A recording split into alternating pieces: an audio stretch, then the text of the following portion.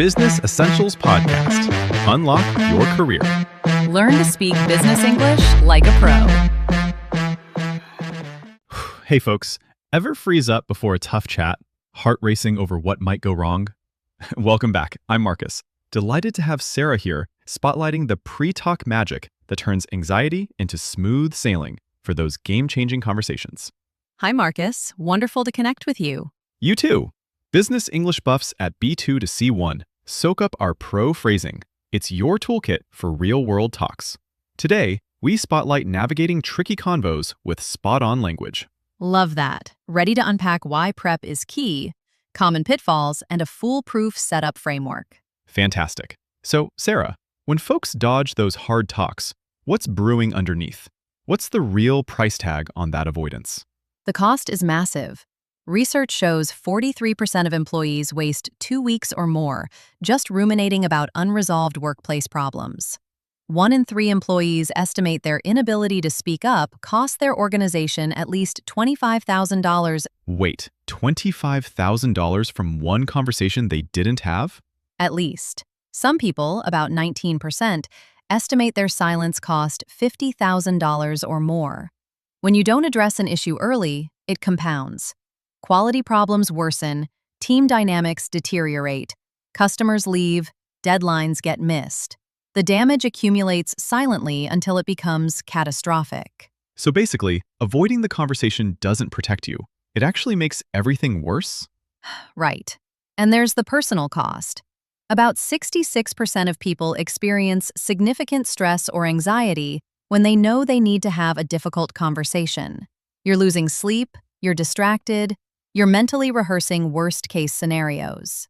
Okay, so people are avoiding these conversations, and it's costing them a fortune. What's actually happening in their brains? When you anticipate a difficult conversation, your brain perceives it as a threat. Your amygdala, basically your brain's alarm system, activates a fight-or-flight response. Stress hormones like adrenaline and cortisol flood your body immediately. So it's the same response as if you were in actual physical danger?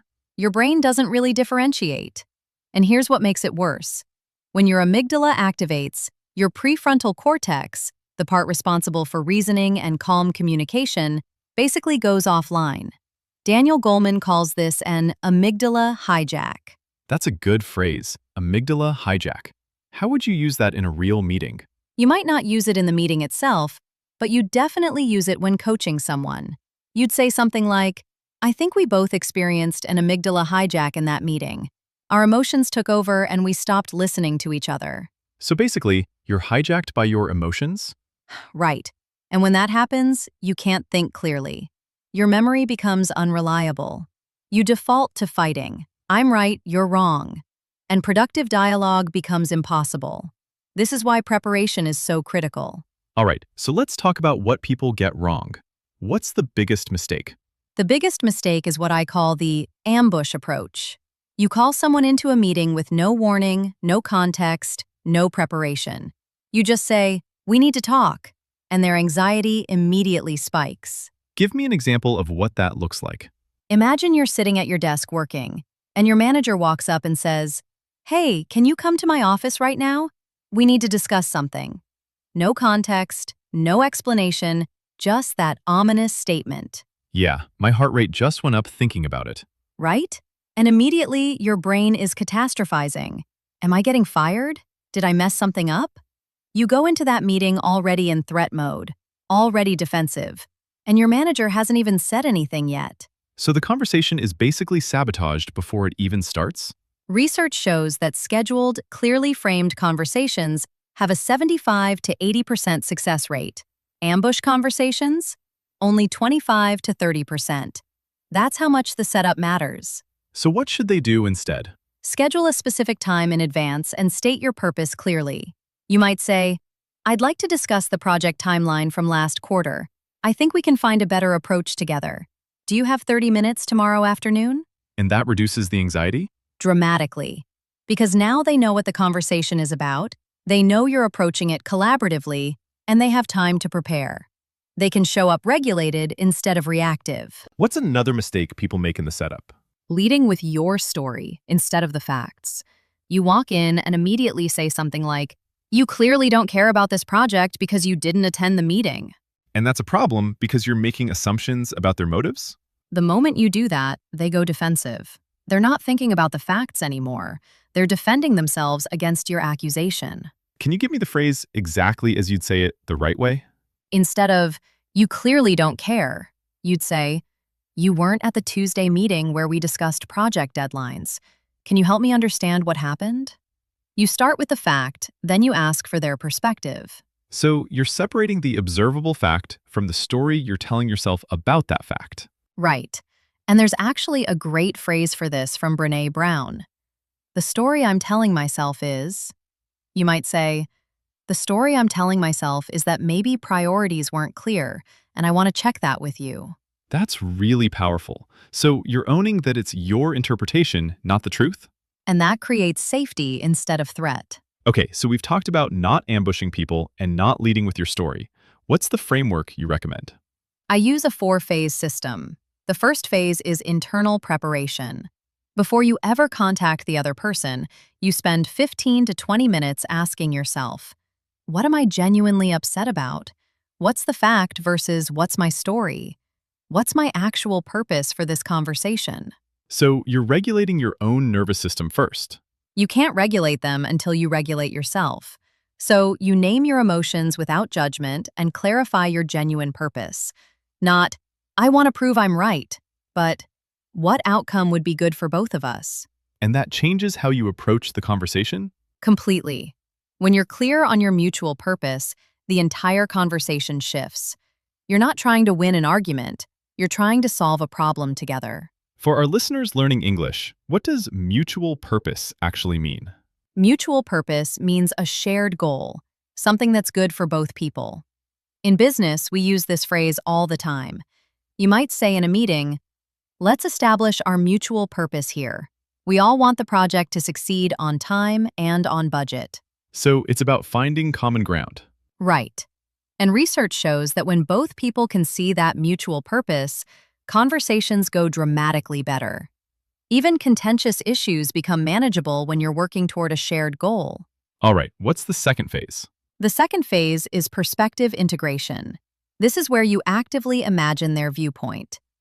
What pressures are they under that you might not see? What might be legitimate about their perspective, even if you disagree? So you're walking in their shoes. Most people spend all their preparation time building their own case. They're getting clearer on why they're right. But that makes you less curious, not more curious. Give me an example of what this looks like in practice. Let's say you're a manager and one of your team members missed a deadline. Instead of just thinking, they're irresponsible, you'd consider, what else was happening that week? Were they dealing with competing priorities? Did they have clear guidance? Is there something going on personally? And that changes how you approach the conversation? Because now you enter with genuine curiosity instead of defensive certainty. You're not going in to lecture them. You're going in to understand what happened and figure out how to prevent it next time. So you're approaching it as a problem to solve together instead of a person to blame. Right. And they can feel that difference immediately. What's the third phase? The third phase is setup and framing. This is where you actually reach out and create psychological safety. You choose the right time and place, private, neutral, unrushed. You schedule in advance when possible and state your genuine purpose clearly. Can you give me the exact phrase you'd use? You might say, I'd like to talk about how the project timeline is going. I want to understand your perspective on what happened and figure out how we can set you up to succeed. Do you have 20 minutes this afternoon? And why does that create safety? Because you've signaled several things. First, you've given them advance notice, no ambush. Second, you've stated your purpose clearly, understanding, not blaming. Third, you've framed it collaboratively, set you up to succeed. And fourth, you've asked for their consent. So you're treating them like a partner, not like someone in trouble. And that makes all the difference in how they show up to the conversation. What's the final phase?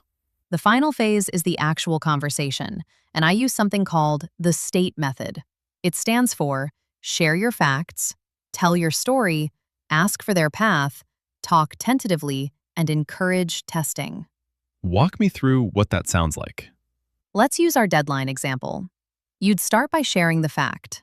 The report was due Thursday at 5 p.m., and I received it Friday at 3 p.m. Then you tell your story tentatively. The story I've been telling myself is that maybe priorities weren't clear, and I want to understand what happened. Then you ask for their path. What was happening on your end? So you're inviting them to explain rather than defending your accusation? Then you talk tentatively. It seems to me like there might have been competing deadlines, but I might be wrong. And finally, you encourage testing. Does that match your experience? Is there something I'm missing? That's so different from the typical approach. Research shows this approach leads to productive dialogue about 70 to 80% of the time, compared to maybe 20 to 30% for the typical confrontational approach. Give me one more scenario. What if someone's been avoiding a conversation for weeks and they're just completely stuck in rumination? This is so common. With rumination, you're mentally rehearsing the conversation over and over, but you're not actually preparing. You're catastrophizing. You're imagining all the ways it could go wrong. And every time you do that, you're reinforcing your anxiety. So you're making it worse by thinking about it? The longer you ruminate, the more elaborate your worst-case scenarios become. But here's the thing. Research shows people's predictions about how conversations will go are systematically wrong. People expect about 40% more anger and hostility than actually occurs. Wait, so we're basically terrible at predicting how these conversations will go? We're pessimistic by design. Our brains are wired to detect threat, so we overestimate danger. But study after study shows conversations almost always go better than people predict. And preparation interrupts that rumination cycle. How so? Because preparation converts abstract anxiety into concrete action. Instead of thinking, what if they get angry? You're thinking, here's my opening, here's the fact I'll share, here's the question I'll ask. You're creating a plan, not spiraling in fear. And that reduces the anxiety? By 30 to 50% according to research. The moment you have a clear plan, your brain can relax because it's no longer stuck in uncertainty. Before we wrap up, let's recap the key terms we talked about today. The main ones were amygdala hijack, mutual purpose, perspective integration, and the state method. Remember, amygdala hijack refers to that moment when your emotions take over and your rational brain goes offline. It's what happens when you feel threatened. Right, and mutual purpose is that shared goal that both people are working toward? It's the foundation that allows difficult conversations to become collaborative instead of confrontational. Great. So our listeners can use these concepts when they're preparing for any tough conversation at work, performance reviews, conflict resolution, or even negotiating with stakeholders. All right, so here's the big takeaway. Most difficult conversations fail not during the conversation itself, but in the setup. The solution is a 4-phase preparation system.